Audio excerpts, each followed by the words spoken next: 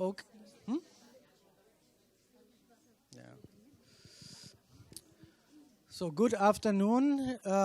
Please take your seats. We want to start with the afternoon session.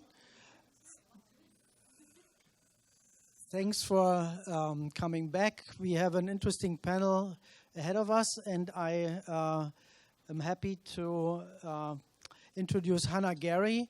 She is at the Gold School of Law and is the director of the Human Rights Clinic, and in the past worked several times together with the Shore Foundation. So, Hannah? Yeah. Well, great to see you all. As we're getting settled in here as a panel, I just want to say a few words with regard to how this session is going to run. As you know, you're in the panel for the session that focuses on post-genocide justice. And we have three distinguished panelists with us today that I will introduce momentarily. As Wolf said, I'm a professor here at USC Gould School of Law. My focus areas are in international criminal law, which is pertinent to this panel in particular, where under international law, certain mass atrocity crimes, including genocide, can be prosecuted under international law. My other areas of research and teaching are international refugee law, international humanitarian law, and international human rights law. I am also the director of the International Human Rights Clinic at the law school, and I engage my students in collaborating with various international tribunals that prosecute genocide, war crimes, and crimes against humanity. I'm very interested in this panel as we focus more on national prosecution, but there is certainly an interrelationship between the two. My practice before academia was on the Yugoslav and Rwandan trials following the genocides there. I've also served most recently as a senior legal advisor to the Cambodia Tribunal on the Khmer Rouge trials. So that's me. For this session, each of our panelists will be having 20 minutes to present their papers. They've asked that we do a Q&A at the end of the presentation of all of their papers, which we're happy to accommodate. So we're going to, I'm going to introduce each panelist. They're going to present. I'll introduce the next panelist. They'll present, and so on. And then we'll have about 45 to 50 minutes for Q&A. I asked the panelists to stay within the time frame as much as possible so that we have as much time as we need for discussion following, and plenty of time anyway. And so I will be keeping the time. So why don't we just dive right into the introduction so that we can get started hearing from them. So our first panelist today is going to be Roddy Brett, who is in IR, International Relations, at Universidad del Rosario in Colombia. And he's going to be speaking to us today about the Ríos Montt trial as a consequence of the resistance of indigenous survivors. Roddy was the director and coordinator of the MLIT in Peace and Conflict Studies with the School of International Relations and a member of the Center for the Study of Terrorism and Political Violence and the Center for Peace and Conflict Studies at the University of St. Andrews. He was awarded his PhD at University of London, and he's been living subsequently for about 12 years in Latin America, principally in Guatemala and Colombia, working as a scholar practitioner. His fields of research include conflict and peace studies, transitional justice, political violence, genocide studies, and indigenous rights. He's been an advisor to the United Nations Development Program in both Colombia and Guatemala, and to the Office of the United Nations High Commissioner for Human Rights in Guatemala. Dr. Brett has also worked with the Center for Human Rights Legal Action in Guatemala as a member of the original team that prepared the evidence for and political strategy of the legal case filed against 3 former presidents in Guatemala and their military high commands of the 1980s for genocide, war crimes, and crimes against humanity. And this research then led to conviction by a Guatemalan court of the former dictator General Ríos Montt in 2013. He's published a number of books, most recently The Origins and Dynamics of Genocide, Political Violence in Guatemala this year. So please join me in welcoming Dr. Brett. Great. Thank you very much, Hannah. Far too long, the introduction. But it's great to be here. It's a pleasure to be here. Enormous thanks to Victoria Sanford, to the Shoah Foundation, of course, for this massive privilege to be here amongst all of you. I've learned huge amounts over the last few days. It's an amazing audience. So I'm going to be talking, as Hannah said, about the question of the search for justice and, of course, ultimately injustice, sadly, in Guatemala in the aftermath of the genocide. The talk is based upon, as Hannah was saying, a number of years that I did as advisor to the Center for Human Rights Legal Action, preparing the evidence against Ríos Montt, the case that ultimately he was convicted through 3 years ago now, in 2013, as part of the original team. It's also based on this book, which is another shameless plug. And let's face it, if people in this room don't read this, no one's going to read it, right? So please help. So I was going to say a few remarks about the peace process, but given that time is really short, I want to come back to that a bit later on. So here he is, before and afterwards, right? So I'm going to talk about the genocide trial, as I said, and I want to make obviously clear from the very beginning that the genocide trial is a process that goes far beyond the legal sphere. Obviously, it's an obvious point, but I think it's important. I think it really acted as a thermometer to test the impact both of the peace process and the, let's face it, the achievements or not of the peace process, but also the degree to which democracy in Guatemala has been or hasn't been consolidated. So what I will argue is that the impact of the trial is balanced. I think it's positive in terms of the fact that, of course, this gentleman here was indicted, but of course it's negative at the same time because the trial was subsequently 10 days later, as we know, annulled. So it's balanced, right? I'm going to try and give a balanced perspective in that regard. So in terms of the arguments that are both in this book, but also that I want to put forward briefly in this presentation. First point, and it's really sort of moving beyond the question simply of the trial and really what the significance and the impact of the trial was. Firstly, I'd like to say that, so when mass atrocities are met with impunity and no response from the state, as we've seen in the case now, of course, of the genocide, when there's no response to mass atrocities, what Midlarsky terms validation, I would argue that mass violence doesn't only represent a singular past episode, so it's not just in the past, but it's actually a continual episode, okay? So the impunity then in Guatemala has meant ongoing injury to victims, as people like Walker would argue, and that survivors and victims still live in the past. As Elena was saying last night, the war goes on. People still feel that they're part of the war, okay? That there hasn't been that kind of dramatic change. Second point, I also, as I mentioned a bit yesterday, I think that whilst perhaps Hannah and certainly colleagues of mine who are lawyers would find this a bit of a thorny argument, I think we need to start to rethink the definition of genocide. Look, anyway, normative frameworks change and evolve, right? We know that very clearly. ILO 169 changed from its former body into what happened in 1989. Normative frameworks evolve. And I think in terms of genocide, we need to begin really to rethink this. My argument is that actually looking at what's going on in Guatemala today, whilst the massacres and the massive indoctrination programs through the concentration camps, the Modelos Aldea, ended in 1984, I think that, that instrument of genocide ended. I think actually the instrument of genocide today is neoliberal economic development and ongoing assimilation. So I think we need to rethink that. Of course, we can come back to that in the Q&A. Third point I want to make, the annulment of this trial represented a key link in that chain, okay? It was a key aspect of the ongoing genocide, as I see it at least, and was a key element of validation in extremis. So I think we're not talking about the legacy of genocide today when we think of the conditions that indigenous people are living in. We're talking about its continuity. And again, we can come back to that afterwards. And the final point I want to make is that the genocide was highly effective in terms of its use as a counterinsurgent strategy, as people like Valentino, Calebas have talked about in other cases, but it failed in terms of its ultimate objective, which was to eliminate the indigenous population and effectively create a homogeneous nation state. So in that regard, again, genocide is also about nation building, okay?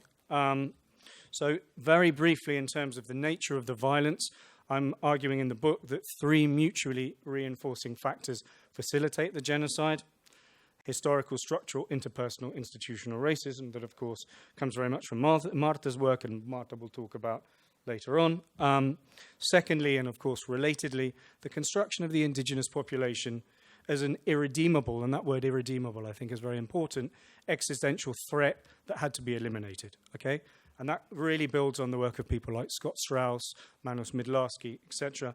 And I think it also helps us understand, look, genocide is a crime that's both present-oriented but also future-oriented. Okay, you have to wipe out the seed, and as we know, that was really what many of the massacres sought to do, killing pregnant women, children, etc.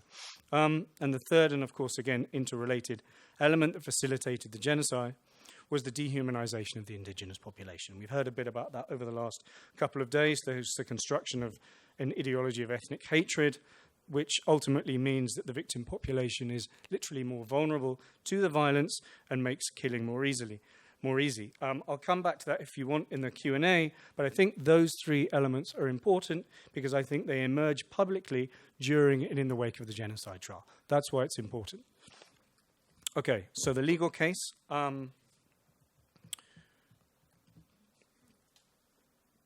Essentially, it's not an isolated legal case, as most of us will know.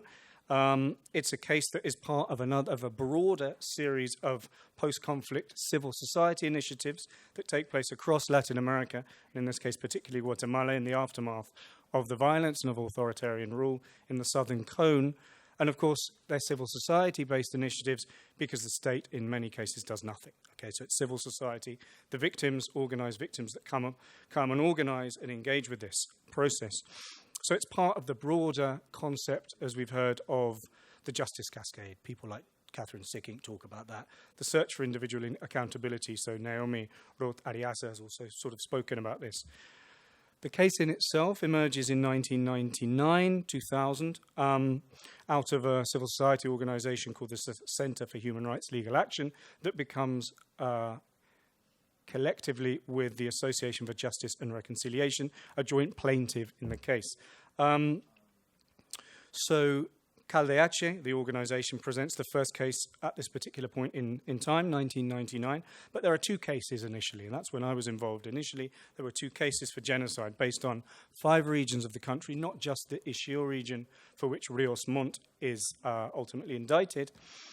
125 witnesses, 25 massacres that really is focused against 2 former high commands, the high command of Lucas Garcia and of Ríos Montt, and also to a certain degree of Mejia Victores, the subsequent president. So the Ixil case really began, and I was fortunate enough to work on the Ixil case. I collected many of the testimonies in the Ixil region. I lived there for a very considerable period of time with the survivors of the massacres. The preparation for the Ixil case really begins around 2002, 2004, when there's a decision made by Caldeache, the organization, to focus specifically on the Ixil region. It's really believed that it's going to be less difficult to put together a convincing body of evidence for the Ixil case because the violence really results in a 26% reduction of the population in the Ixil region, 5% of which is murder. Okay, 4 years, 2006 to 2010, there's a relative standstill where the case is concerned. Nothing's moving, despite the pressure from civil society organizations, which is Lesser and Payne argue is a central element for successful transitional justice initiatives, but also despite the presence of the Commission, the International Commission Against Impunity in Guatemala, CICIG, and again, I can come back to what that is and what it meant later on. However, as we heard, I think on the first evening, a game changer is when Claudia Paz assumes the role as Attorney General and represents a fundamental factor. Subsequently, the formal appeal for amnesty is rejected, and Montt, really, the process begins against him. So the causal factors very quickly, the role of Claudia Paz, political will. She brings down impunity in Guatemala City from 97 to 75% within a period of a very few years. The increasing receptivity of the Ministerio Público, the Public Prosecutor's Office, to international human rights law through trainings, etc., both in Guatemala and externally.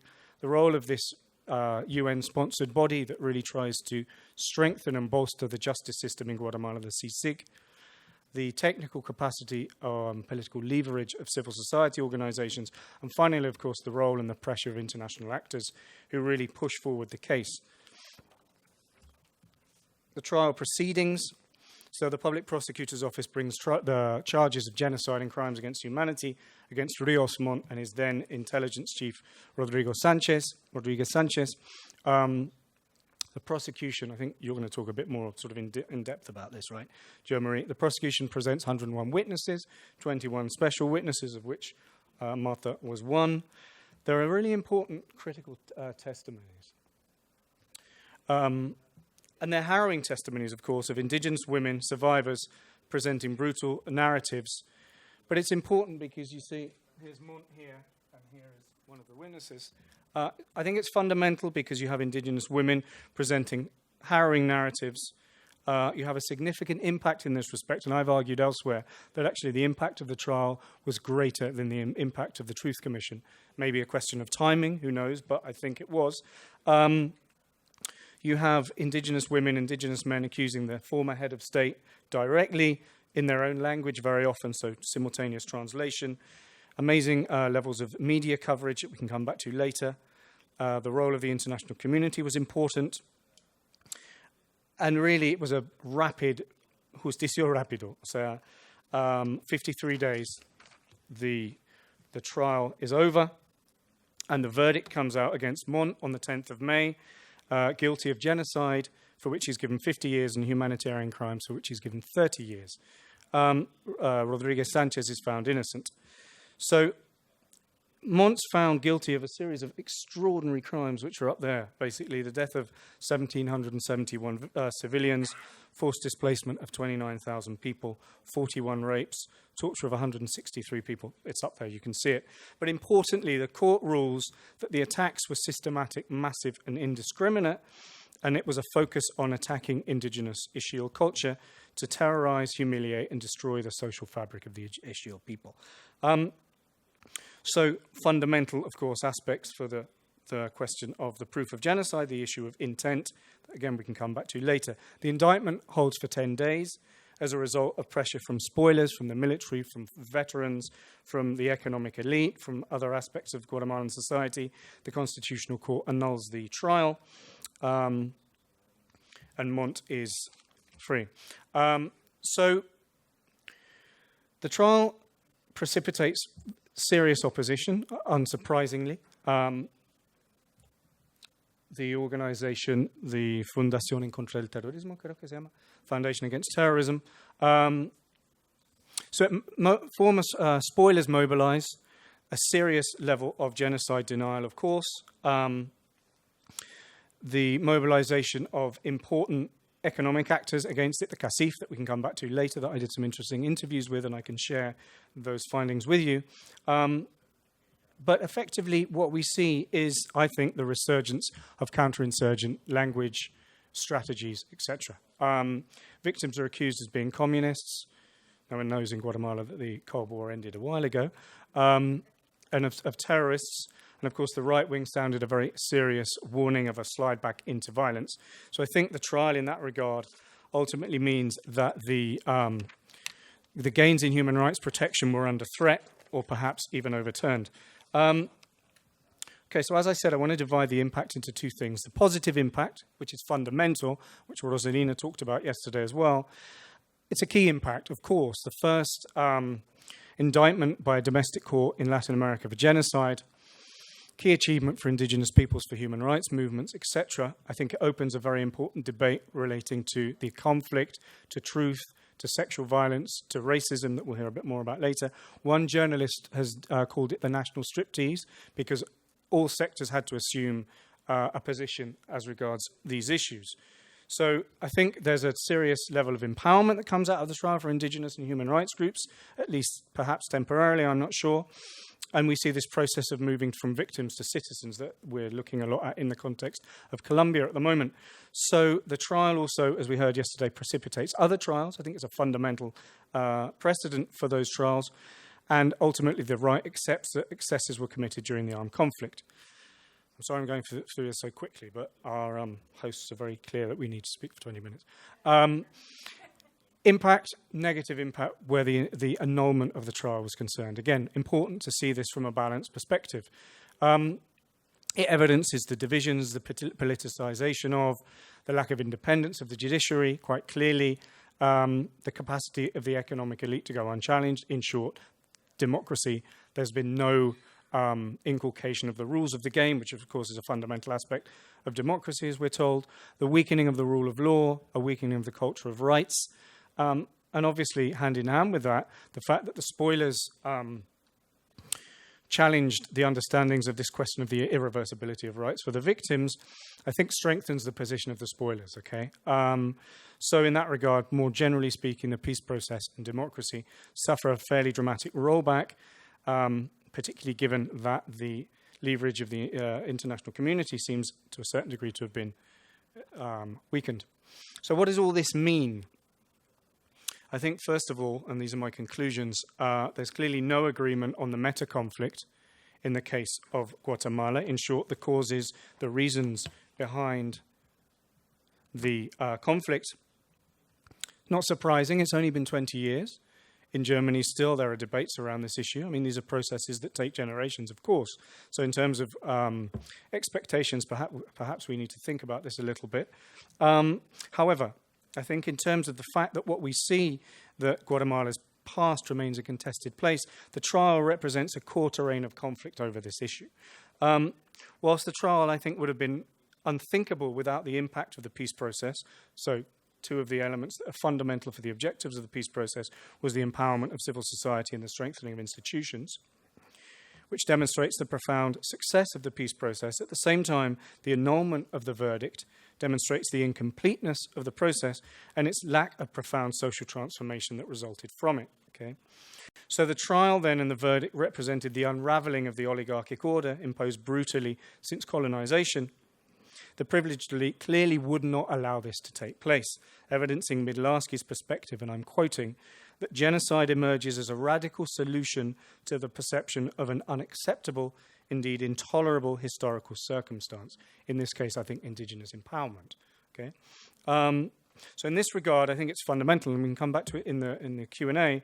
The economic elite played a very crucial role. Okay? Why were they doing that? Well, I'll talk about the interviews if someone reminds me in the Q&A. But according to someone in CACIF itself, the role CACIF played was really driven by the fact that they wanted to prevent the bloodying of their names of their families in terms of who funded the brutality, from which lands did the soldiers move forward and carry out the massacres, who paid for the boots, etc. To defend and of course, quite clearly, to defend the historical racial privileges and entitlements of the white elite, right, or of the wealthy elite. So, second set of conclusions. I think then we need to rethink this question of how we understand genocide. As I said, the massacres end in 1984, but today, poverty, extreme poverty, exclusion, regional famines, maternal mortality, and chronic infant malnutrition, which affect disproportionately the indigenous population, have escalated in rural areas, as has resource extraction. So these conditions quite clearly represent the systematic violation of indigenous peoples' economic and social rights and their right to autonomy, fundamental rights within the international normative framework. And of course, indigenous peoples then are dying as a result of structural violence and development. Where's the intent there? Okay, obviously a central element of the crime of genocide. We can come back and discuss that later. So three decades after the mass atrocities, I think a genocide ending remains at best intangible, at worst incomplete. And I would argue that this has been the case because, as a colleague of mine at St Andrews has written, Patrick Hayden, and I'm quoting, rights claims remain politically irrelevant or ineffective if they are unheard and unseen by others who do not recognize the claimant as sufficiently human. What does that mean? Well, I think it's fundamental. It means that in the case of Guatemala, we haven't yet reached the basic condition of recognition of indigenous peoples as human. Okay? And I think that's fundamental. So the trial ultimately writes two histories. One in which the genocide was proved, where indigenous peoples are written into history, and one, of course, in where it's disproved and indigenous peoples are erased from history. So that conflict is still there, right? And I think, as I've argued with the annulment, there's been enormous validation of the genocide and of violence against indigenous people, which may ultimately mean that the possibilities for genocide in the future remain. So I want to end now, and just with a couple of minutes. Am I okay for time? A minute or so? Good. Okay, great. So this question of reconciliation, I've been doing a lot around this issue of reconciliation in the case of Colombia recently. And I wonder really how relevant or possible it even is to talk about reconciliation in this kind of context, right? Particularly so soon after the genocide, 30 years.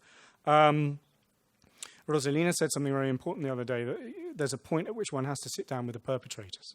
And I think the debate in Colombia, at least, is about that at the moment, right?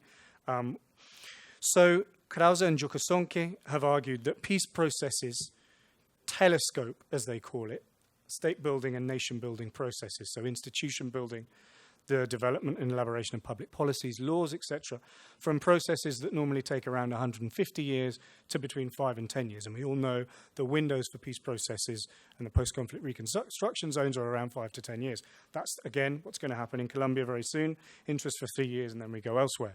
So I guess what I want to say is, as the trial evidence is, and as the ongoing processes of resistance evidence, you can't telescope the issues at the heart of transitional justice.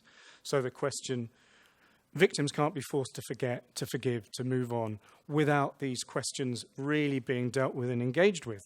So there's a particular disconnect then between human emotions and building institutions in the post-conflict context, right? And this, I think, is particularly the case when victims, as I said at the very beginning, receive no effective response from the state, or when the state sides with perpetrators. And Walker argues that when this takes place, what we see is a second injury or an ongoing injury for victims. Hence, they're continuing to live in the past, and they're continuing to feel that they're in the context of war still, right, that we heard about yesterday from Rosalina. And I want to end really with a citation from Don Tiburcio, who's one of the victims who I've known for a very long time, and one of the survivors who testified in the genocide case. He said the following: sí, ganamos el caso, pero todo sigue igual, aunque la lucha sigue. So they win the case, but what the hell's changed? Nothing. Okay, sorry to end on such a negative note, right? But that's it.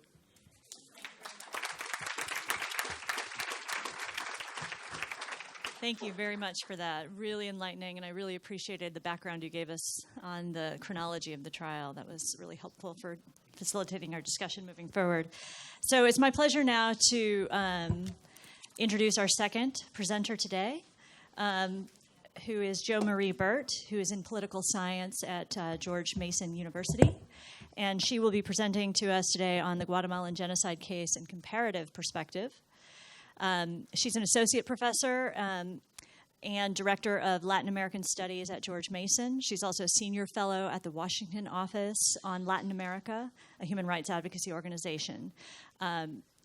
Dr. Burt has published widely on political violence, human rights, and transitional justice in Latin America. And in recent years, her research has focused on the ways in which post-conflict societies confront demands for justice and accountability after atrocity. She has engaged in research and advocacy in relation to several high-profile human rights trials in the region. She reported on the Fujimori trial in Peru in 2009, and I had students go down to actually observe that trial, so it's very interesting. And then, of course, the 2013 genocide trial in Guatemala. She's organized international observation missions to these trials and advocated on behalf of the rights of victims to access to justice in both instances. She directs an ongoing research project that monitors human rights trials in Peru and Guatemala, and she writes for her blog, Rights Peru, and other media outlets. She has been previously a researcher for the Peruvian Truth and Reconciliation Commission and is a member of the advisory board of the Peruvian Forensic Anthropology team. And she has served as an expert witness in a number of human rights cases in courts in the United States, Peru, and before the Inter-American Court of Human Rights. So certainly has a lot of expertise to bring on her comparative perspective. So without further ado, please join me in welcoming her. Thank you. Thank you. So I actually am not going to do the comparative thing. I'm actually going to do a little bit of the opposite. So Roddy gave us kind of the bird's eye view of the genocide trial, and he gave us a lot of the background information. And I'm going to give us the ant view. I'm going to give us the close-up view of what happened inside that courtroom and the aftermath. And I think the aftermath is the one point upon which I might disagree a little bit with Roddy, but I think that's all a matter of interpretation, and therefore for discussion. So I'll welcome that after our presentations. So we all know the numbers: 200,000 killed during Guatemala's internal armed conflict, 45,000 forcibly disappeared, 1 million people driven from their homes, or perhaps more. We know that the Commission for Historical Clarification documented over 600 massacres that wiped, and over 400 villages that were completely wiped off the face of the earth. We know that 93% of the abuses were committed by government forces, and 4 out of 5 victims were members of Guatemala's indigenous Maya groups. We also know that the Historical Clarification Commission determined that acts of genocide had been committed against Mayan groups between 1981 and 1983, and that the greatest period of violence was during the Ríos Montt government between March 82 and August 1983.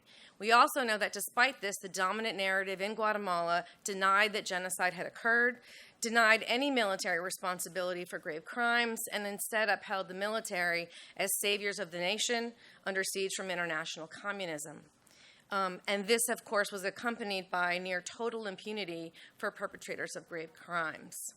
So in this context, the genocide trial, which began on March 19th, 2013, marked a critical watershed for Guatemala. While there had been a handful of trials and convictions in years preceding the genocide trial, and I'm not going to talk about that at all, but I do write about it in a paper that I've published in the Journal of Genocide Research on this topic. So if people want more background, it's there. This was the first time that a former head of state had ever been put on trial to answer to the, for the charges of genocide in the world. And in terms of Guatemala, it's the first time that a former head of state was being held to account for atrocities committed during the internal armed conflict. We know that Ríos Montt was found guilty, sentenced to 80 years, 50 for genocide, 30 for crimes against humanity, and that his intelligence officer, Rodriguez Sanchez, was found not guilty. We also know that 10 days later, the Constitutional Court illegally intervened in the proceedings, partially annulling the proceedings and effectively vacating the verdict. And since then, several attempts to relaunch the genocide trial have faltered, and the case remains stuck to this day in a legal morass. Nevertheless, the people who made the genocide trial happen, the survivors and the victims themselves first and foremost, their allies in civil society organizations such as CALDH, the Center for Human Rights Legal Action, which Roddy has already mentioned, have nevertheless sought to reclaim the genocide proceedings as a moral and a political victory, if not a legal one. In this presentation, I'd like to outline why, despite the legal undoing of the genocide verdict, it remains a touchstone in Guatemala for the present and future efforts to achieve justice for genocide. So I'm going to talk about why this case has broken new ground, how it empowered victims and survivors, how it generated new narratives and practices in the construction of collective memory in Guatemala, and by making visible the demands for justice has contributed decisively to a new wave of investigations and prosecutorial efforts in Guatemala to achieve justice for genocide and other war crimes committed during the internal armed conflict. First, I would like to show some additional images of the genocide proceedings, just a few to show what it was like in that courtroom over the course of these 8 weeks, basically, that the trial was in proceedings. Here we have Rigoberta Menchú embracing one of the victims. That was the day of the final reading of the verdict. Most of these are from the final day of the verdict. Here you can see the 3 judges of the tribunal. There's presiding judge Yasmin Barrios. Some of the plaintiffs, the two prosecutors and 2 members of CALDH. There's Rodriguez Sanchez and Ríos Montt and 2 of their lawyers. And I'll come back to this in a moment. I want to talk about first how the prosecution built its case for genocide. Roddy touched a little bit about this. There were over 100 survivor witness and relatives of the victims who testified, relaying many of them their first-person accounts of the scorched earth counterinsurgency policies implemented during the Ríos Montt government. They described how the military entered their villages, massacred the inhabitants, proceeded to burn down their homes, destroying their fields and crops, taking away or killing their animals, destroying farming tools. The army actions designed to exterminate children were described, including children and unborn fetuses. They described how these actions forced tens of thousands of people to flee and take refuge in the mountains, where the army continued to persecute them through bombing campaigns. The witnesses described how many of the people submitted to the army and went to live in army-controlled, quote-unquote, model villages, where the men were often forced to participate in civil defense patrols, further undermining local forms of community-based governance. And many of the witnesses emphasized that the killing and displacement from their community lands destroyed their culture and their traditions. Of particular note was the 10 women victims of sexual violence who testified. Initially, there were more, but the judges determined that they had to speak in open court. And so some of the women decided not to participate. Others decided to participate, but covering their faces. They described repeated mass rapes of women, including minors, pregnant women, and the elderly. They described cruel and extreme forms of sexual violence. One woman described, "They abused me all night. There were about 20 soldiers." I can't actually read that, so I'll jump to the next thing. It's hard to read those things out loud. The witness reported suffering permanent injury to their physical and psychological integrity, including their ability to bear children in the future. These testimonies revealed that the acts of sexual violence that the women suffered were not isolated incidents, nor were they merely acts committed by troops beyond the control of their commanders. Rather, it demonstrated the way rape was a premeditated, systematic, and generalized practice, and we'll find later on that in the court's ruling, this became, in their mind, in the judge's mind, a constituent element of the intention to commit genocide. Over 20 expert witnesses also testified in the genocide case, and I bring them down into four broad categories. There were those who testified about the general historical conditions of racism to which the Maya Ixiles population was subjected and how this shaped the Army's practice of genocide. And Marta Casaus was one of the, I think, most important expert witnesses in this sense. I have a wonderful quote from her, but I think in the interest of time, I'm going to skip it over. But there were the other three categories are those who testified about specific practices of state terror, including sexual violence against women, and its effect on the Maya Ixiles as a social group. There were those who provided statistical and forensic evidence to support the genocide claim. Freddie Petrarelli spoke about the physical evidence that the Fahé had exhumed over the course of many years. Patrick Ball, who's a well-known statistical expert who's participated in numerous truth commissions, also talked about the statistical work that his organization did during the Truth Commission in Guatemala. And I think this is important to just note briefly. He said that the Army killed 18.3% of Guatemala's indigenous population between 1979 and 1986. And only 3.2% of the non-indigenous population. And he says that this was comparable with the murder rates of identifiable groups in acknowledged genocides such as Rwanda and Srebrenica. And finally, there were those who testified on the question of military structures and command responsibility. And military documents were especially important here, including Plan Sofia, which Sofia Duyos spoke about yesterday, which outlined the military's identification of the entire Maya Ixiles population as supporters of the guerrilla and determined that they should be exterminated. Now, just focusing briefly on the defense was engaged in a political and not a legal strategy. They basically were denying the genocide claim on political grounds and more outside the courtroom than within the courtroom. They really did not present any evidence to contradict what was being presented by the prosecution. They did not really present any significant witnesses or other evidence challenge the prosecution claims. Rather, they sought to delegitimize and obstruct the proceedings and take the case to the court of public opinion. There was a massive nuevo genocidio, there was no genocide in Guatemala campaign. There were massive circulars and paid advertisements that I'm going to show a few of those in a moment. They engage in what is called in Guatemala malicious litigation. We might call it frivolous litigation, but that was designed specifically to obstruct the proceedings and hopefully provoke a mistrial so that it would just stop, right? That was the objective. And they almost succeeded in the third or fourth week of the trial, mid-April.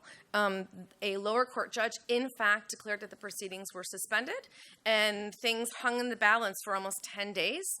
And fortunately, the proceedings did manage to continue and come to a conclusion. I'll come to the conclusion in just a moment. I want to show you just a couple of these circulars to get a sense of the kind of campaign, the hate campaign and the intimidation campaign that was going on in the context of the proceedings that really generated a very tense climate in and outside of the courtroom. So this is the Faces of Infamy. It's like a 16-page circular, not signed by anybody, that began circulating the same week that that lower court judge declared the proceedings to be suspended. This is just one page. It's the front page, and it shows, obviously, Claudia Paz y Paz. It shows the main prosecutor, Orlando Lopez. It shows the first instance judge, Miguel Angel Gávez. It shows the three judges in the tribunal.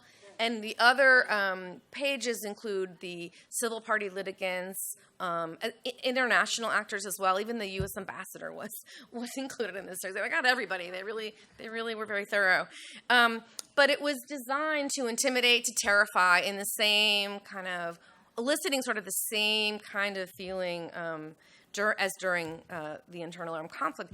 What was, I think, more surprising than that to everyone who was in the courtroom was this paid ad that appeared in Guatemalan newspapers either the day before or the day of that lower court judge's decision to suspend the proceedings.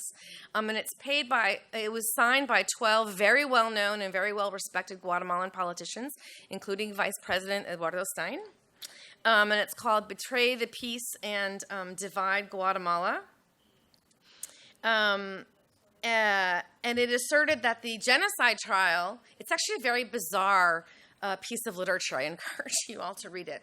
It asserted that the genocide trial represented an end of the peace accords and would open up a new phase of violence in Guatemala. They never really explained why a court proceeding is going to lead Guatemala back down a path of violence.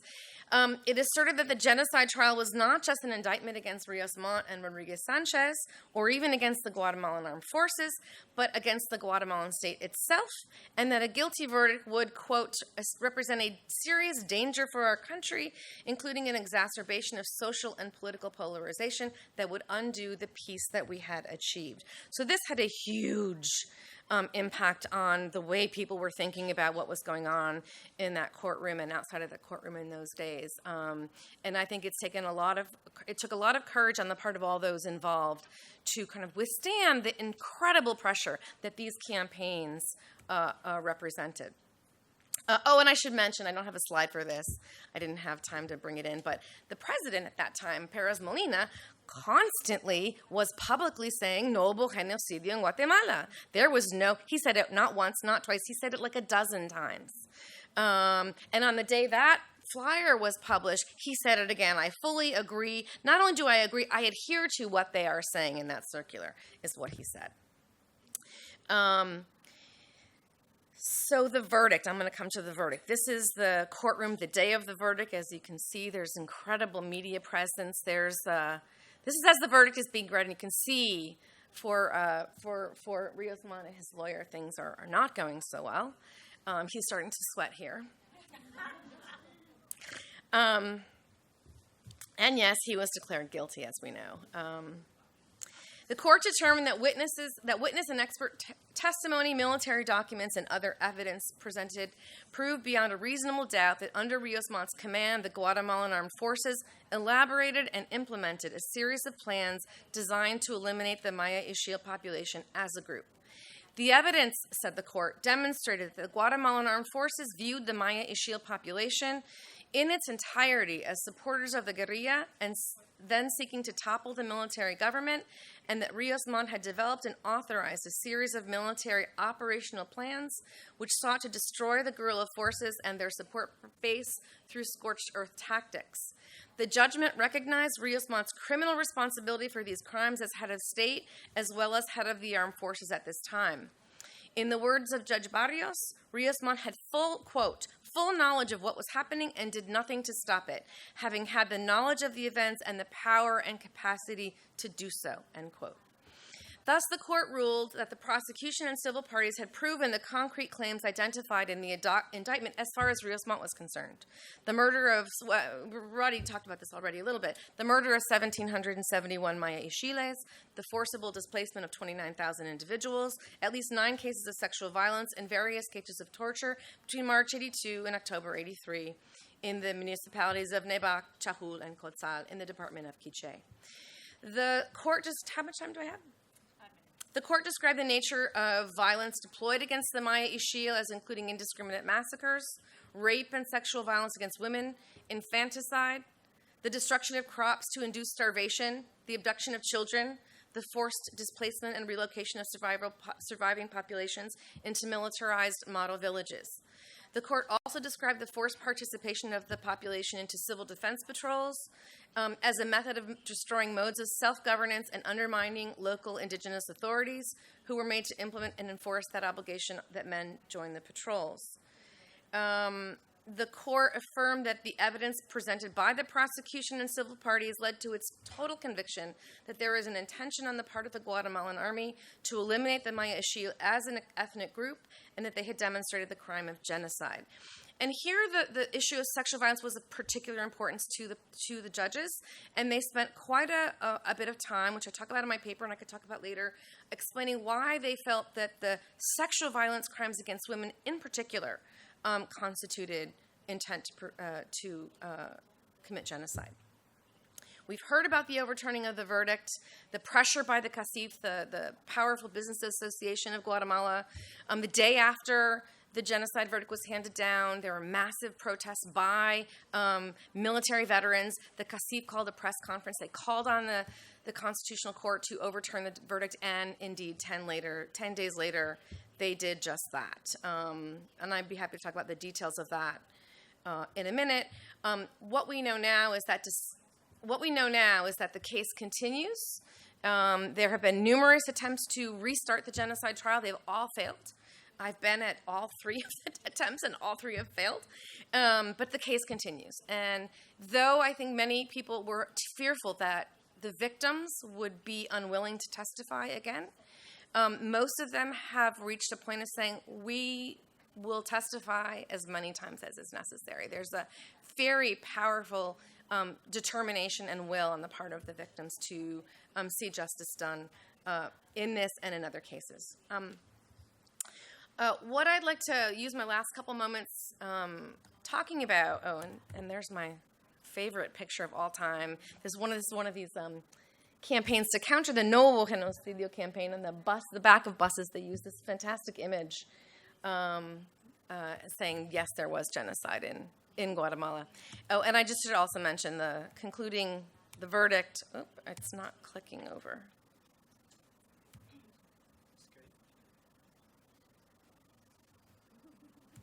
Thank you. The intelligence chief, Rodriguez Sanchez, was found innocent, which is why he's smiling here, obviously. And here's some of the reactions of the crowd. Was one of the most amazing moments ever. And this is outside the courtroom, just moments after the verdict was handed down.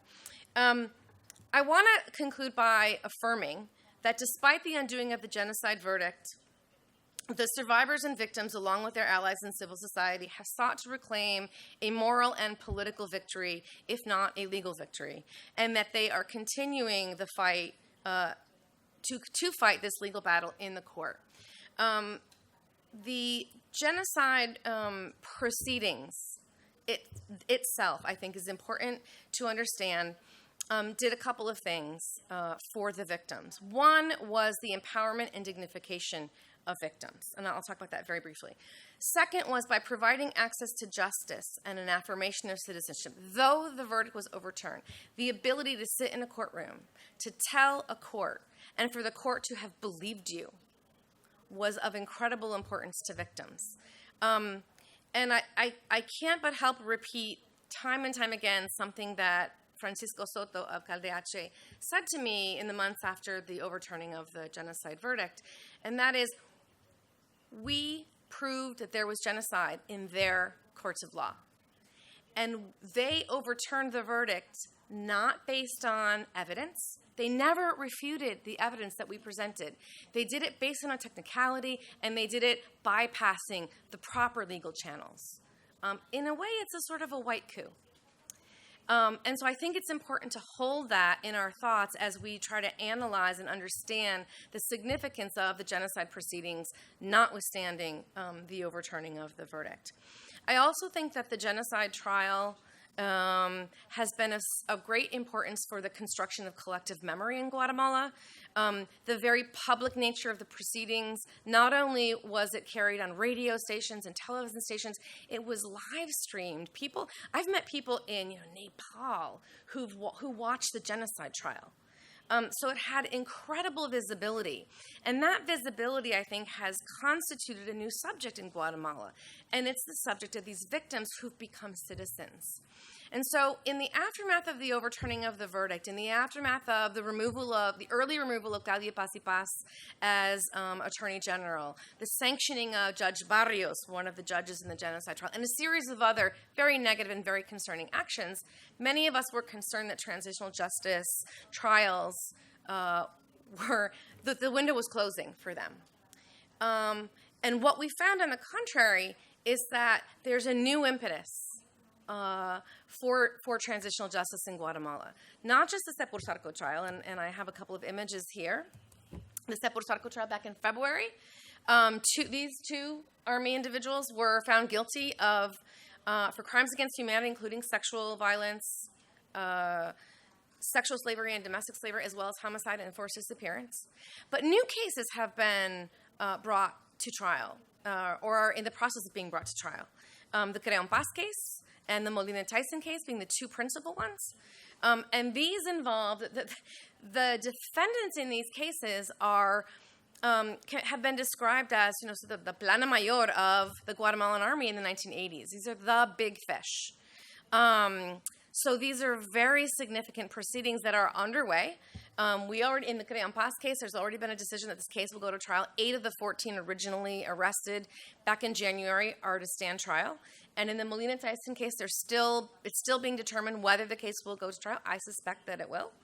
And I'm happy to talk about those cases in a minute. I'm probably nearing my end. How close to my end? Or am I at my end? Over at this point. You didn't even tell me I was at 5. Come on. I'm kidding. So I'll just wrap it up with that, saying that I think that the genocide proceedings generated a space in Guatemala. It generated new subjectivities, and it generated new practices that have opened, I think, a space for the continued effort to achieve justice for genocide in Guatemala. Thank you very much.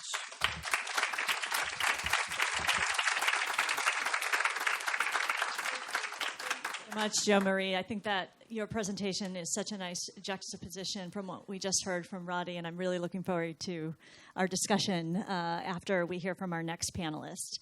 So it's really a pleasure to introduce to you Marta Elena Casaus, who's in history at the Universidad Autónoma de Madrid. And the paper that she has submitted focuses on the rape of Mayan women, a comparative case of racism, genocide, and femicide.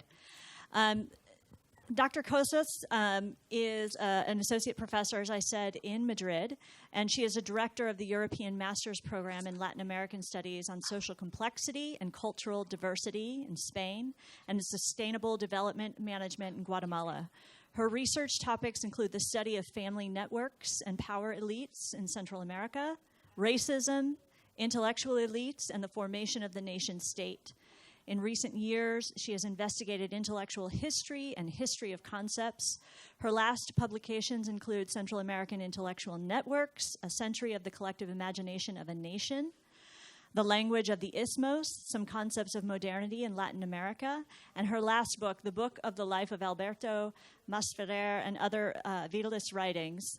They are a result of her collaboratory research with a large team of Central American researchers, and her last publications deal with the topics of racism and genocide in Guatemala.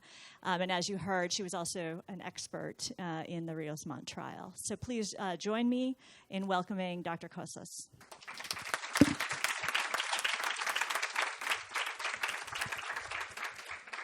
Bueno, buenas tardes a todos y a todas.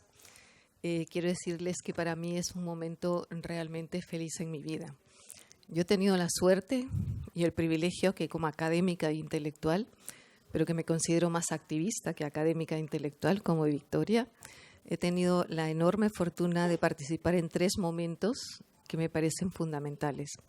El primero fue elaborar un diagnóstico del racismo o contra el racismo y la discriminación y elaborar una política pública. El segundo es estar en 2 juicios en contra de los militares por genocidio y crímenes de lesa humanidad, Sepur-Sarco y el juicio contra Ríos Montt. Y el tercer momento, aunque les parezca mentira, es estar aquí en estos momentos, porque creo que se abre una nueva beta, una nueva vía de que nuestro conflicto y el genocidio va a tener que ser aceptado internacionalmente. De manera que aprovecho para dar las gracias a la Fundación Shoah, a la Universidad de Southern California y especialmente a Victoria, con la que nos une una larga amistad, que empezamos a trabajar el tema de genocidio y racismo desde hace más de 15 años con nuestros primeros libros, y también a Gunnar, a Wolf Gunnar, por todas las oportunidades, y especialmente a Shefali por cómo ha sido conmigo en el sentido de tenerme que proteger en los aviones con mi caída. Bien, yo voy a tratar, primero agradezco a Roddy y a Jean-Marie Bourg porque me han dado todo el contexto que no tengo que explicar, con lo cual voy a ir muchísimo más rápido. Dado los 3 peritajes que he tenido que hacer últimamente, especialmente el último que todavía no ha salido, el de las mujeres Achíes, que es uno de los más brutales que he leído hasta el momento o que he tenido que participar hasta el momento, yo me voy a centrar o quiero hacer el énfasis en la importancia del racismo en la consecución del genocidio o de los crímenes de lesa humanidad. Y especialmente en la violación de mujeres, como bien decía Bert y como bien decía Roddy, es uno de los elementos, la violación sistemática y pública de las mujeres en distintos juicios nos permite hablar de la intencionalidad del genocidio. En ese sentido, voy a dividir mi ponencia, que la tienen a su disposición, evidentemente no me va a dar tiempo, en 4 apartados. En primer lugar, ¿por qué el racismo es un elemento fundamental y coadyuvante y de enorme importancia en el genocidio de Guatemala? Y especialmente en la violación de las mujeres guatemaltecas al considerarlas como una etnia inferior y como unas personas desechables o prescindibles. En segundo lugar, me interesa mucho, y sobre todo ahora con la Fundación Shoah, analizar el valor de los testimonios. No todos los testimonios tienen el mismo valor y no narran. La narrativa de las mujeres es diferente a la de los hombres y no se recuerda de la misma manera. De manera que yo creo que tenemos que dar claves para entender la narrativa de los testimonios y ver cómo se reevalúan los mismos. En tercer lugar, el tema del feminicidio, el femigenocidio, como bien decía Sergio, decía Manolo y muchas otras personas, tenemos que crear nuevos conceptos, nuevas categorías, nuevas claves para entender Guatemala. Y indudablemente el feminicidio y sobre todo el concepto de femigenocidio creo que es algo que nos tendría que tener que empezar a pensar sobre ello. Y ver la violación de las mujeres como un arma de guerra, como un arma de dominación de los perpetradores contra las mujeres mayas. Y por último, hacer un análisis comparado de estas 3, digamos, casos de violaciones sexuales y cómo realmente hay análisis, elementos comunes, pero elementos muy diferenciados. Bien, en cuanto ¿por qué tipificamos el Estado guatemalteco como un Estado racista y cuáles son los rasgos que nos permiten evaluar esto? Yo creo que el Estado guatemalteco se convierte en un Estado racista, un racismo de Estado, como una tecnología de poder cuando pierde el control de la población indígena, ante el temor de que ésta puede sublevarse o tomar venganza, como decía aquí mi compañero Ramón. En este sentido, el racismo cotidiano y la naturalización del racismo juegan un papel determinante en el ladino, pero sobre todo en la oligarquía. Aquí hemos hablado muy poco de la oligarquía y del papel de las élites económicas, cómo juegan y cómo operan en ese sistema de dominación. De manera que tanto las élites militares como políticas reavivan el temor del racismo a la inversa y generan un temor a cuando llegue el indio, la venganza del indio, y eso genera un temor en el conjunto de población, como lo hemos visto con el tema de la institución contra el terrorismo. El Estado racista que se crea en Guatemala en el periodo liberal, que ya lo ha explicado Ramón, es un Estado excluyente, autoritario y discriminador. Y en ese sentido se convierte en un elemento articulador de las diferencias y de las desigualdades. De manera que sí coincido totalmente con Roddy que se crea un Estado racista frente a la crisis de dominación. Y no se crea solo a partir de la contrainsurgencia. Con la contrainsurgencia se profundiza. Pero es ese Estado racista que se crea desde el periodo liberal, en donde todas las manifestaciones legales, culturales, artísticas, simbólicas, económicas, niegan y no reconocen o invisibilizan a las culturas y las identidades étnicas. El tema del exterminio del indio o la mejora de la raza no es un tema que aparece, digamos, con un racismo posterior a la guerra. Es un tema que aparece en el siglo XVI, ya con los tópicos, el indio Aragán, el indio mañoso, el indio borracho, etcétera, etcétera, pero sobre todo se reaviva con el darwinismo y con el spencerianismo. Entonces es un racismo de Estado el que se va generando. En ese sentido, el Estado es un Estado homogéneo, es una nación homogénea que excluye e invisibiliza al indígena. De manera que podríamos discutirlo mucho, pero en fin, están en otros libros. Yo creo que este Estado racista, guatemalteco en especial, favorece el racismo de Estado y favorece el empleo masivo e indiscriminado de la fuerza bruta como un mecanismo para justificar el control por medio de la violencia y asegurar un sistema de dominación global, no solo político, sobre todo económico, porque aquí es la oligarquía la que está, digamos, planteando un modelo, digamos, de plusvalía. Estos supuestos de partida nos permitirían situar el racismo desde el Estado y analizarlo no solo como una ideología de la diferencia o de la desigualdad, sino de la discriminación, de la opresión y sobre todo de la explotación de los pueblos indígenas, como lo estamos viendo en las hidroeléctricas y en la minería. Pero también hay que vincular este Estado racista con el feminicidio y con la violencia sexual, porque realmente forma parte, es una estrategia. El feminicidio es una estrategia, digamos, para generar, terror en la población. A mí me gusta mucho plantear el concepto de Rita Salgado de femigenocidios, porque me parece que lo que plantea ella es que el femigenocidio reviste una sistematicidad porque tiene un carácter repetitivo y porque realmente hay una protocolización de la violencia. Y en ese sentido tiene un carácter genérico e impersonal. Y este femigenocidio puede ser juzgado a nivel de la jurisprudencia internacional. Y de esta manera nosotros tenemos una legislación, una ley contra el feminicidio y también la tienen los mexicanos, de manera que podríamos ahí también plantear cómo el femigenocidio podría ser un elemento jurídico social. Pero la violación sexual es curioso, ¿no? O sea, cómo la violación sexual ha sido invisibilizada, no ha sido tomada en cuenta hasta hace muy poco, ¿no? Y cómo esta violación sexual afecta la sanción del cuerpo de las mujeres como un lugar privilegiado para significar el dominio de los hombres. Pero también es una práctica que que permite a los hombres generar un dominio no solo en las mujeres, sino en el resto de las comunidades. Las agresiones sexuales en todas las guerras, pero especialmente en la nuestra, ha sido brutal. No tenemos que recurrir a autores, extranjeros, es decir, que tenemos una cantidad de autoras guatemaltecas que han sufrido esta situación, como Rosalina Tuyuk, como Las mujeres transformando el mundo, como el libro de Tejidos que lleva el alma, Memoria de las mujeres mayas sobrevivientes, en donde la violación es analizada como una arma de guerra, como una política contra quienes se consideraron enemigos públicos, cuando se establecen normativas específicas dentro de los ejércitos para ejecutarlas. O sea, la violación es establecida como un instrumento de guerra para amedrentar a la población. Y en ese sentido reproduce las lógicas del racismo como imaginario que ubica en la escala inferior a las mujeres, y a las mujeres las considera prescindibles, desechables. De forma que coincidimos con la opinión de Paz y Paz y de Bailey, que la violencia sexual en Guatemala se convirtió en una forma de tortura que se aplicó a las mujeres con el fin de humillarlas y de amedrentar al conjunto de las comunidades.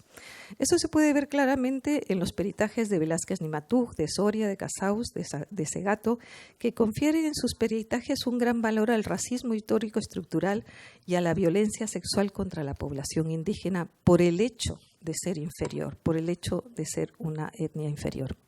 Ahora quería cambiar de registro y plantear la importancia del testimonio, no solo en los juicios, sino la importancia del testimonio a la hora de ver cómo los testigos o cómo las personas recuerdan. De todos los testimonios leídos en estos tres peritajes, me parece importante plantear que hay distintas formas de recuerdo. Es decir, uno puede recordar a través, los mecanismos del recuerdo puede ser a través de la rumiación. Hay personas que recuerdan permanentemente el hecho y rumian como si fueran vacas, o sea, tratando de recordar ese pasado permanentemente y se le vuelve una obsesión. Hay otros, como comentaba Marvin, que se inhiben y dicen no quiero hablar más de esto, quiero olvidar totalmente. Pero hay, digamos, otros testimonios, otros mecanismos, que es el reparto social, la socialización.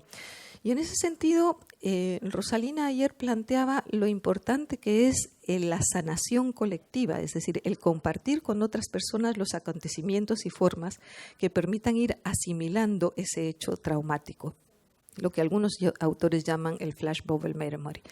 En función de cuál sea el mecanismo de recuerdo y el mecanismo de construcción de las memorias colectivas, las sociedades que reparten y que socializan sus recuerdos y se convierten en memorias colectivas son sociedades más sanas, más democráticas. Aquellas sociedades que rumian o que inhiben y que niegan, por ejemplo, como España, que negó toda la guerra civil, pues son sociedades más enfermas que tratan de ocultar lo que pasó en el pasado, y eso no es bueno. Y no todos los testimonios poseen igual riqueza en las narraciones ni la profundidad. Por ejemplo, es curioso que las mujeres, en todos los testimonios que tenemos, recuerdan y revocan sus recuerdos con nada de resentimiento. Es una de las cosas que más me ha impresionado. Es decir, es un recuerdo vívido, duro, fuerte, pero no hay resentimiento, no hay rumiación. Es decir, hay una profunda tristeza y también hay una sensación, digamos, de distanciamiento muy, muy, muy, muy impactante, ¿no? El género en las mujeres, por ejemplo, los hombres relatan de una forma más lineal, menos minuciosa, se fijan más en los detalles, digamos, del contexto, y sin embargo las mujeres no precisan rememorar objetos, ni espacios, ni tiempos perdidos, sino sus relatos están más vinculados al ser humano, a la pérdida de sus hijos, a la violación, a cosas que no entienden por qué sucedieron. La forma de narrar los testimonios, sobre todo de las mujeres, es compartir su incomprensión. ¿Por qué sucedió esto? ¿Pero qué pasó? No teníamos culpa alguna. Casi en todos los testimonios aparece, ¿qué pasó? No teníamos culpa alguna. Solo quiero que me digan qué es lo que pasó. O otro, por ejemplo, los hombres plantean más, yo lo viví, yo estuve ahí. No es una mentira, yo estuve ahí, ¿no? Yo pasé porque lo vivimos. Entonces, en todos estos testimonios hay una mezcla entre asombro, incomprensión, rabia, ¿no? Pero todos ellos comparten el hecho traumático de no poder olvidar y sobre todo de que se haga justicia. Dice alguno de los testimonios, no sabíamos que había razón alguna, no teníamos nada de culpa, solo vimos que llegó el ejército y terminó con toda la gente. Como dice un autor castellano Moya, un autor salvadoreño, pero que escribió un bellísimo libro sobre insensatez, que seguro que Emilio lo conoce, lo que más impresiona de los testimonios es la fuerza de las frases contundentes, que poseen una sonoridad, una profundidad, y aunque sea terrible decirlo, una belleza estética, para que la población, para recordar esos hechos, es remover todos sus dolorosos recuerdos, es decir, es levantar los fantasmas, pero una vez que testifican, se sienten liberados. Esta es una cosa muy impresionante, es decir, es un proceso de sanación liberador, sobre todo en las mujeres. En casi todas las mujeres víctimas del genocidio y de la violación, su cuerpo fue utilizado como arma de guerra, como instrumento de dominación machista, en donde las torturas y las violaciones sistemáticas fueron empleadas como un mecanismo de exterminio, pero también de humillación de sus seres queridos y también de impedir la reproducción de su especie.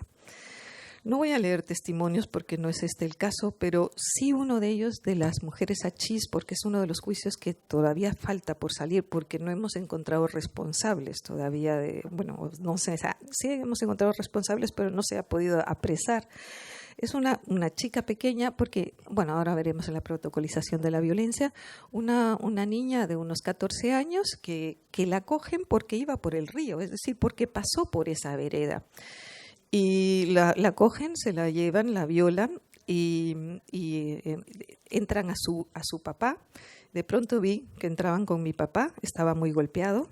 Yo estaba desnuda sobre una mesa y el capitán le dijo a mi padre que si no hablaba lo iba a pasar muy mal. Entonces hizo que los hombres que tenían ahí comenzaran a violarme otra vez. Mi padre miraba y lloraba. Los hombres le decían cosas. Él no era guerrillero. De pronto el capitán, perdónenme la terrorífica testimonio, de pronto el capitán pidió un machete y le cortó el miembro a mi papá y me lo metió a mí entre las piernas. Mi padre se desangraba, sufrió mucho, después se lo llevaron. Unos meses después mataron a mi marido, pero fíjense, yo en lo más profundo sentí alivio. Después de todo lo que me pasó, yo no quería un hombre a mi lado, pero él no tenía que morir así.